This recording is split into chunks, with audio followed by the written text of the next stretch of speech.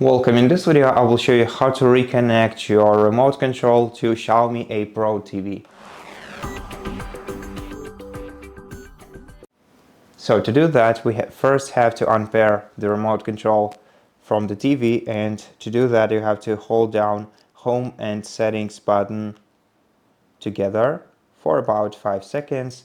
Then your remote control will unpair and you will see this instruction screen, and once you see them you have to hold down these two buttons once again for about 5 seconds until you see connecting on your screen, and this will indicate that your TV remote is reconnected. And that's how you do it.